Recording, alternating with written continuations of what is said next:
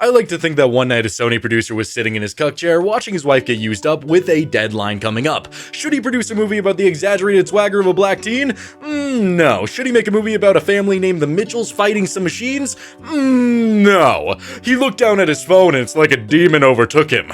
Oh my god, look at these things, these emojis. And all of a sudden he started throwing so much money into this project, and $50 million later, we had the Emoji Movie. Now, I've only seen this movie once and I went into it very critical. I mean, I was young and I still felt like every single person who was young, even a brain-rotted toddler, was not excited for the Emoji Movie, but maybe I judged it too harshly. Maybe it's aged like fine wine and it's going to be an exquisite experience. Or it's going to be so bad that it's actually good, or it's just going to be plain awful. That's what I'm going to be trying to see today, and if you like content just like this, please make sure to like and subscribe. I upload almost every single day, and if you want a place where you can talk about your favorite shows, movies, games, all that good stuff, my Discord will be in the description. Now let's finally take a look at the Emoji Movie.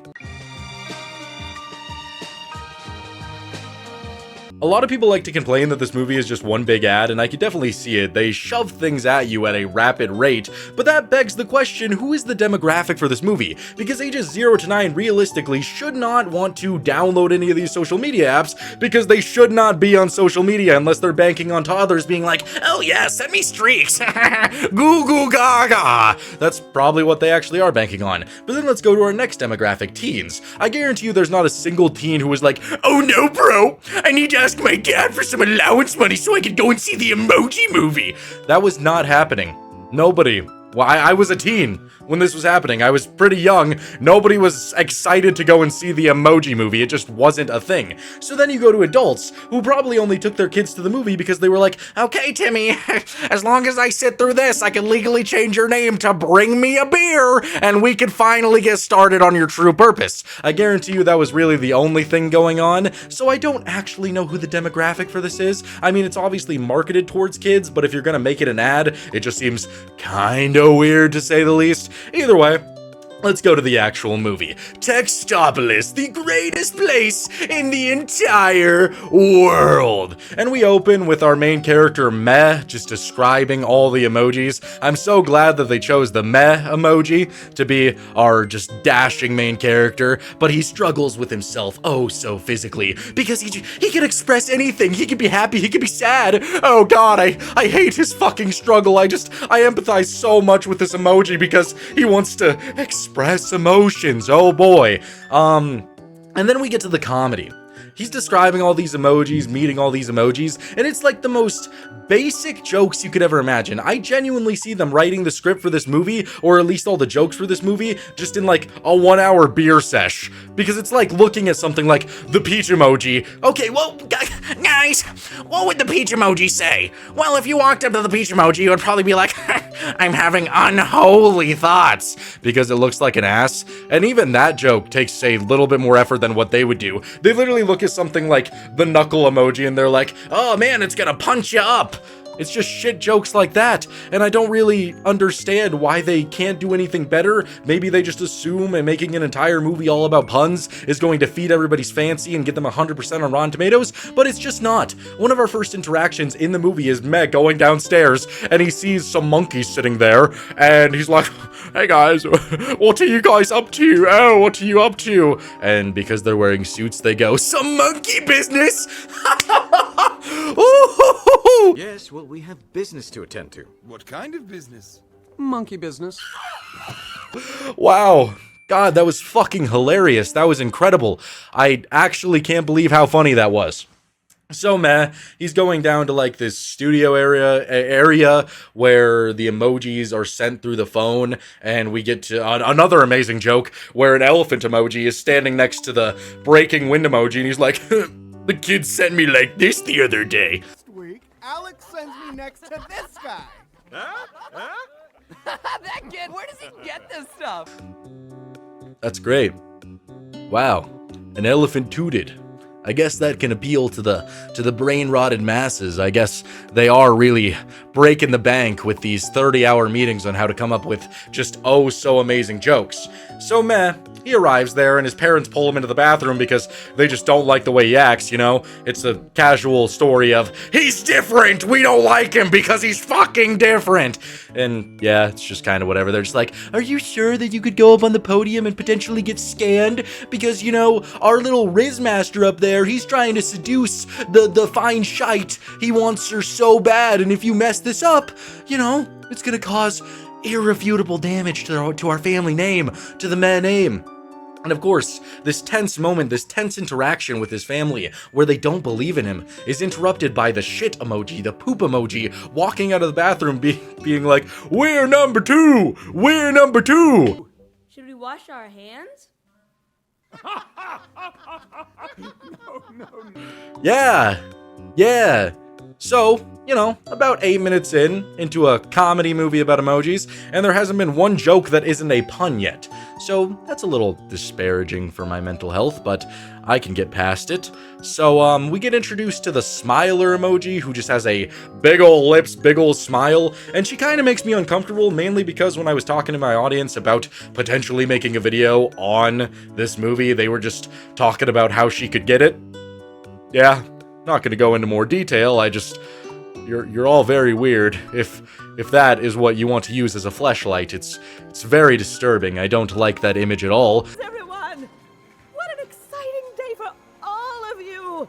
But either way, she's like, hey guys, oh my gosh, I just love getting scanned, it just feels so good and warm, oh my god. And so meh, he's very nervous, it's his first day going up on the podium, he gets up there and he has a spaz attack because he's gonna be selected, and he just starts tweaking and freaking out, and he like does the ultimate emoji where it's like sneezing and laughing and crying at the same time, and the girl like puts down her phone because she sees an emoji she's never seen before, and because apparently teens, their only reaction is, oh my god, this guy sent me a weird emoji, I'm gonna fucking puke! I'm gonna fucking puke! Oh my god, somebody help me! Oh, I don't want to talk to him again, he sent me an emoji that looks weird. I know it's supposed to be over-exaggerated, but I just still can't care. I don't know, I'm really trying to get invested. He starts tweaking anymore, he jumps on like the machine that they use to scan him and just breaks everything, and then everybody's like just labeling him as a malfunction, just turning up their racism to meh, just oh so much because he's different and we hate him. Now there was one specific thing that I left out because I was just, I don't want to talk about him, but he's a very important part of this movie, and he is the hand emoji. And his actor's name is James Gordon. Mr. Bump, he's a knucklehead. Literally. Look at him. I can look like that. Ow. You know, our pudgy little man, our pudgy little big man, our big fat man. And you're probably thinking, oh, how can you be so mean to James Gordon? Oh, he's so divine. He gets in the car with Justin Bieber and he's like, girl, you got that yummy, yummy, yummy, yummy. Yeah, and he's also an atrocious human being in everything he's been in. It just makes me so unbelievably angry. I don't know if I hate an actor more than I hate that guy. Man, he just bothers me. And for all the defenders that might be in the comments like, what? But James Gordon, he's so funny. If that guy saw you in public and he had to sneeze, he would lift you up off of the ground, if he's even capable, and just blow it into your chest. And then he'd be like, hey, fuck you should get out of the fucking way. That's how he is. And his character is also insufferable in this movie because guess what? He's a sad hand that nobody wants to use. Nobody wants to jork his pork or use him for anything entertaining, probably because he's voiced by James Corden. The kid knows somehow and just doesn't want his pudgy little ass near his phone. So we then cut to Gene sitting up on the roof after his whole fiasco, and I forgot to mention that the Mez name is Gene, the main character, and I feel like it's just a story that I've seen a million times just done poorly, because it's this typical like, oh, I don't care what you say guys, I am an emoji, I do matter, and I'm gonna prove it! I've got to have some sort of purpose here. I know it. Just like a million other movies where a character is ostracized for being different and then they go out to prove that they do matter. That is the easiest plotline that you could ever hope to do, and here I'm following an emoji as he tries to prove himself to the world that he does matter. He eventually runs into the high five emoji, James Corden once again, and he's all like, oh, follow me, please. And so they go down to the loser's lounge where all the rejected emojis hang out, which again, was just like fodder. It was pointless to even add this to the movie because it overall doesn't add a whole lot to the plot. The only thing that I got from this entire scene was the fact that the eggplant emoji was there. The eggplant emoji does not belong in the loser's lounge. That thing is gonna be used up. I can tell you that much. I don't know why that was there. Maybe this movie was made by 45-year-olds who just, you know, aren't getting a lot of dick. No dick for them, okay? So either way, they're struggling and they get the bright idea to leave Textopolis to go out into the wallpaper so that they could potentially find a hacker who could fix Jean. Wow! The plot's spicing up, to say the least. I actually think the wallpaper concept is kind of cool. I like the design of it where they're just on the phone screen and you can see all the different apps. I actually thought that was kind of cool. I like the concept of that. Maybe it would work better if it was, I don't know, Ralph from Wreck-It Ralph, but I hated Ralph Breaks the Internet, so maybe not, but either way, they're eventually out there and the antivirus people are hunting down Jean. Jean's parents are hunting down Jean to try to help him. Just all of that typical nonsense. And I just don't know how to feel about it all. They eventually go to like this privacy app where there's a bunch of different things like trolls and stuff and like goblins and goons and a bunch of things that a privacy app would protect against. Very odd. And they're eventually pointed in the direction of Jailbreak, another emoji, clearly an emoji, who helped a princess get out way back in the day. I wonder if she's the princess, since the princess escaped. I wonder if we're gonna meet this princess. Man, they sure know how to foreshadow and get me hyped up to wonder who this princess who escaped is. When I look at this emoji that has blush on her and is wearing a beanie, I really wonder. You can help, since you've got the princess, you know, off the phone. Not interested. Just throwing that out there. I wonder if it's foreshadowing for anything. So the antivirus people eventually do show up. Jailbreak is still surprised that Jean can make different faces other than meh, but the antivirus people are looking for them, and I actually got my first laugh here where, I mean, it was just physical comedy. It was just good. The antivirus machine, like, walks up to a guy, shows a wanted poster, and is all like, have you seen him? He's all like, maybe for a little cash. And then it just kills him. My memory? I thought that was funny. But that was like the first joke they told that wasn't a pun, so that's not necessarily saying much. They eventually do fall out of this app, and we get to Candy Crush. You gotta give them credit for being bold enough to just put both of the ads back to back in the movie, and both of them are honestly very cringe. They don't even try to hide the fact that the Candy Crush one is just an ad for the game, because she literally describes the rules and starts playing, and she's like, okay guys, we gotta, you know, align the candies depending on the color, and we gotta bring them down in order to save Jean. We're gonna have so much fun. And like, they try to make it really tense, but it just doesn't feel like that, especially because, you know, you're supposed to have this tense moment in the movie where Jean is potentially gonna die because he's stuck in Candy Crush, but it's interrupted by the B-plot of the main, like, guy who has the phone outside of the phone world, Alex, just still trying to get him some good old-fashioned cooch. I'm sorry, that's so bad. He's just trying to woo this girl. It's all he really wants. And he walks up, and because they're playing Candy Crush, his phone starts making Candy Crush noises, and that makes his Riz just go out the window. Zero Riz, not a chance, and the girl walks away laughing. Tasty. What? Delicious. Excuse me? Sweet. Oh, hi, Nikki. Poor guy. So he schedules a meeting to get his phone fixed, and now everybody's in danger because their entire world might get erased. You know, that's some crazy stakes, but the way that they, like, portray everything and the progression of everything, it just kind of wipes that out of the way because a lot of the stuff is so unrelated to the fact that everybody might fucking die if Jean doesn't come back. Like, genuinely.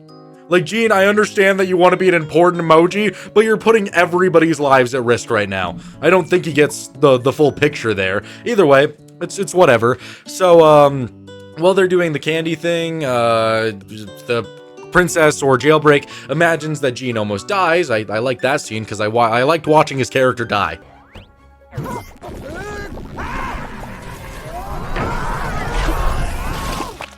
I hate to say it, I wish it was James Corden, but I enjoyed it. It was good physical comedy. I was having fun there. And then we also have a scene in which Gene's parents are walking through YouTube. Yeah, that's real great. And they're having marriage issues. Oh no, because the dad is very disappointed in his son. Yeah, there's just so many different plots being thrown onto here. Everybody might die. Gene's parents are struggling with their marriage because of their shit-ass son. Gene wants to be a better person. James Corden wants to be used up again. Jailbreak wants to get to the cloud. There's so many different plots going on, and almost none of them are interesting. Very odd, but I actually do like how Gene's parents get rid of the antivirus robots following them. She plays some kitten content on YouTube, and it's just that video where the cat is getting his belly scratched, and he goes like, "Ee!" Yeah, I liked that. I fucking like cats. What can I say? That was a major highlight, seeing that little kitten on the screen. That almost perked me up. You know, it's probably going to take this movie from a 1 out of 10 to a straight 11. That was beautiful. So, they eventually do get him out of Candy Crush, and they leave, and guess where we end up next? Just right after that, can you guess? Just Dance. Oh yeah, gonna be okay. Da-da-da-da, Just Dance. So we basically have a Just Dance ad now, and it's not any better. I was actually laughing more at the fact of just how cringe this entire sequence is. It's just so bad. So they have to get across this like beam with a Just Dance lady and follow all of her moves if they want to survive. And of course James Corden is like, I got moves like Michael. And he starts hitting a jig, and I just don't like it. Just James Corden being the main like comedic relief in this movie really sucks. Like, even leading up to this, where before they like fully got to Just Dance, there were so many scenes where he was eating too much candy, so I have to watch James Corden go like, oh no, somebody help me, my stomach, oh, it doesn't feel good, oh, and then he throws up candy corn, and we get like a 10-second scene where he wants to re-eat it. Yeah, I bet James Corden needs throw up in real life. He seems like that kind of guy. Don't do it. Wow. I don't know, it's just not very entertaining. He's not a good comedic relief. And I mean, you know, I'm throwing a lot of hate just because I don't like James Corden, but that's not the full picture. His character is just also written horribly. I don't like him at all. There's just nothing. There's no saving grace about him. So, back to the Just Dance. They're just dancing it up. Jailbreak is struggling, so Gene goes back, and they decide to add in a shit-ass romance plotline for no reason. We got like 8 different stories going on, and we're already 45 minutes in. Jailbreak was added to the movie 15 minutes ago. You cannot tell me that these two are gonna start falling in love because Gene is able to go like, He can just make all these faces. Like, I understand that, you know, if a man walked up to you and he was able to smile, frown, and laugh, you just want to go, but like, come on, bro. It's just adding something for no reason. So they start dancing, and we have just like shitty Agario like 2013 music where they're just dancing to it, and they're just hitting a jig, and they're staring at each other's eyes, and they're just like, I just want to feel this moment. You're killing it, Jane! Slay! And then Jailbreak's beanie falls off, and it's revealed to be the princess, which again also had no buildup, and that technically adds another plotline a little bit, but it's just so odd where they decide to take this movie. Like, first it's just, oh, Gene, you want to be an emoji, that's cool. Oh, Gene's parents, you're disappointed in him. Oh, Smiley is kind of a villain and wants to get rid of Gene. Oh, James Corden wants to be on the board. Oh, we found Jailbreak, a hacker. Jailbreak wants to get on the cloud. Oh, Jailbreak is actually a princess. Oh my god, there's so many different shit going on. Instead of focusing on all these plots, let's have them dance for 5 minutes. I just want to feel this moment. It's just such an odd decision how they're taking this movie. And I'm not even like trying to be negative this entire time. I just don't see the overarching goal. Like, I know where the movie's gonna end up. Gene's gonna be loved, and everybody's gonna appreciate him for the way he is, but why does it have to be so trivial to get there? You're making a movie called the Emoji Movie. Do you have to add in a romance plotline? Like, nobody wants to see the two emojis get jiggy with each other. I don't think anybody was going absolute cinema as they were dancing and gazing into each other's eyes. I really don't. But, you know, that's just where we are. And then the antivirus robots show up and start ruining the dance. So the robots, they start getting jiggy, hitting some major moves because they activate their dance function. They're catching up to Jean, High Five, and Jailbreak, and they eventually get to the end and we get to a High Five death scene. James Corden is dead. Yeah, baby. That's all I needed. That's all I've ever wanted. Gene! High five! But it doesn't stay like that for long because they get outside and this entire conversation, it's supposed to feel very motivating, to say the least, right? Because Jailbreak, she's all like, you know, I always thought you gotta look out for number one. And Jean's like, what's the point of being number one if there's no other numbers? And she's like, whoa! Oh my god, that's deep. You're right, let's go back for him. Thought you gotta look out for number one. Well, what good is it to be number one if there aren't any other numbers? So they go back to rescue High Five, and it's just not that great. They ride in Spotify. I guess you could count that as an ad. They're just riding the music, and they're talking about different documentary podcasts, and they even express it with whales. Yeah, I guess. It's great, and we get more of their romance nonsense where they're sitting in a boat staring at each other, and she's all like, oh, Jean, you know, I think you're really cool. And then we cut to Jean's parents, who of course have to have more of that romance plotline where they end up in Instagram. Yippee, they're in Instagram now. Oh my god, it's like that one app. I'm busting everywhere. This is exactly what I needed to gram because I'm Instagramming. And so they're in somebody's photo in Paris, and they realize that they love each other again because Jean's dad can also make different faces. He's like, oh, I'm sorry I hated my son and wanted him ostracized and wanted him to lock him in the basement and feed him nothing but graham crackers. But, you know, I still love you, baby. It's Paris. So I guess that resolves that plot line. Cool. Because his dad is so silly, that makes everything okay. Yippee. So then they eventually get to the trash and they save James Corden. Great. That was fine, I guess. I just don't really care about any of it. And then we eventually get to the firewall, something that has been anticipated for the entire movie. It's something to fear, it's something to worry about. It's what you're anticipating it to be something major, and it's just a wall of fire, and then Jean tries a bunch of different faces, and they all keep failing, and he keeps on getting blasted with fire. Which I guess is an okay scene. Visually, it's fine. They play Fireball over it, so they're like, Fireball, dun, dun, dun, dun, dun, dun, as he's just getting blasted repeatedly. That was cool.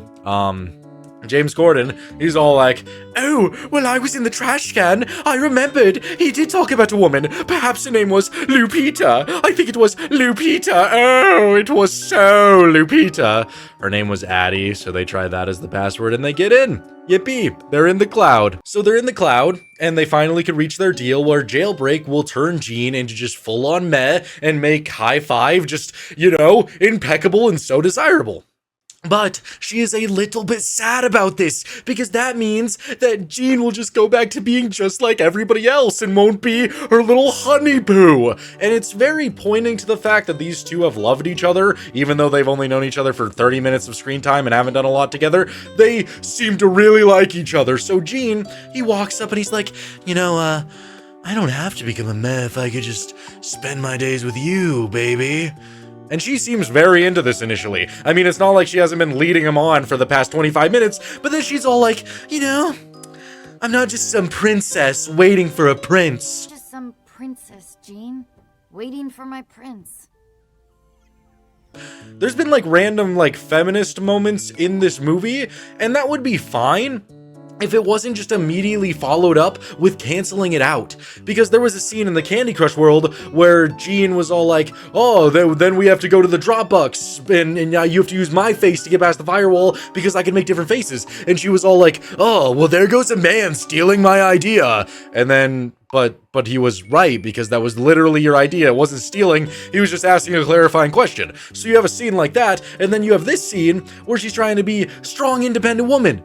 But then Jean gets kidnapped, and then it's immediately followed up with a scene where she's like, oh, you know, I really regret that. Like, I should have told him how I felt, because, like, he is my prince, you know? He's, like, what I want, you know? Like, Like, if you're gonna have a scene where she wants to be strong and independent, then have her stick to want to be strong and independent. Why are you even adding that into the movie? Just say that, like, oh, I want to be free, Jean. I want to be free on my own. This was my plan. You don't have to make it about her being a princess and not wanting a prince. It just adds, like, unnecessary drama to it to make me be like, oh, will they, won't they? I just don't care.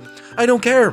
But either way, Jean has been kidnapped, so Jailbreak starts whistling and calls upon the Twitter bird. Yeah, the Twitter bird. And they fly to go and save Jean. Jean is about to be, expunged from reality. His dad comes and is all like, wait, don't get rid of my son. I'm just like him. And then for some reason, all the other emojis who were perfectly fine with brutally murdering these emojis, just all of a sudden are like, maybe we're taking this a little bit too far. Oh my gosh.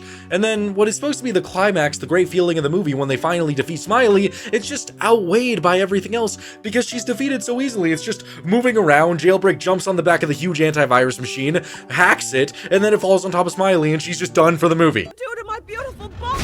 Oh, my dude.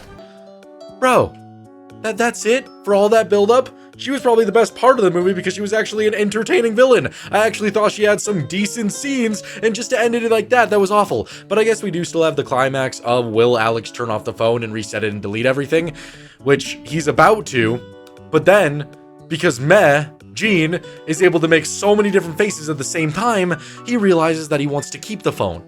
And that's pretty much it. I actually do think, like, unironically, it's so bad it's good. Like, the ending with Alex is really funny because Addie walks over after getting sent an emoji that can blush and send a kiss emoji and glasses emoji at the same time. She's like, hey, that's a really cool emoji. You wanna go to the school dance? I guess. Whatever floats your boat, man. Whatever floats your boat.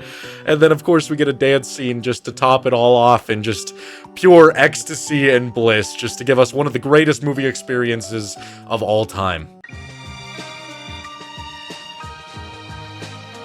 So why is the Emoji Movie so overly hated? Because honestly, the animation isn't that bad. All the plot lines were wrapped up decently, but there's one main issue with that statement. One thing that I left out because I saved it for this portion of the video, and it's Jean's reaction to Jailbreak telling him that she doesn't want to be with him. Because you have this character who is going on this very basic plot line of wanting to impress his parents, impress everybody in town, become an important person. That is something that you could genuinely cling on to. Take Wreck-It Ralph, for example. He went on this journey to prove that he isn't just the bad guy to try and get love, and on that journey he meets Vanellope and realizes that he should love himself for who he is. He's bad, and that's good. It's just the way that it is, and that story is told really well. Here, it was supposed to be the same concept, but when you have this romance between him and Jailbreak become the main focal point halfway through the movie, it just completely assassinates that portion of his character, and in that way, it ruins the movie, at least to me.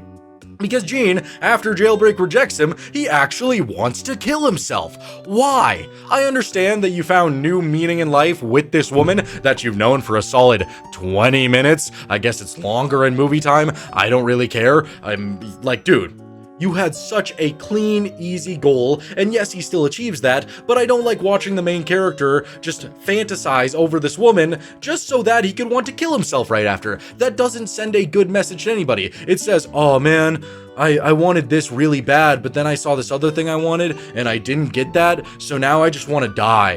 That other thing I liked didn't matter anymore. I don't care about my parents or proving anybody wrong or doing anything. I just want to die because I can't be with the girl.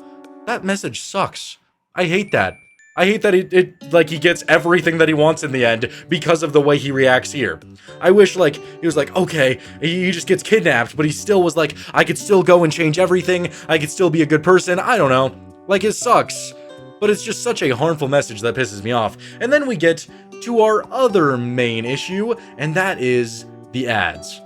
This movie's sole purpose for existing isn't to tell us a heartfelt story about emojis, it was to advertise Candy Crush, and Spotify, and Twitter, and Just Dance, and all of these other stupid apps that I still don't get the target demographic for, because if kids are watching this, they're not gonna care about any of that stuff. There's not gonna be a 5-year-old who begged to go see the Emoji Movie who's pumped up and wants to go home and download Spotify. It just doesn't make sense why they would decide to make this movie and just pump it full of ads, because if they didn't do that, if they didn't have to have this entire sequence just dedicated to dancing and Just Dance, or didn't have to have this sequence where they're playing Candy Crush, they could have actually focused on doing some interesting things. I actually like the Dropbox thing where it's just like a roller coaster and they're just cruising through all the frames. I thought that was kind of cool. Visually, it was stunning, but just watching an emoji that kind of looks like shit with his shit-ass girlfriend just dancing it up on the floor, it doesn't keep me interested, it doesn't feel good, and I just don't understand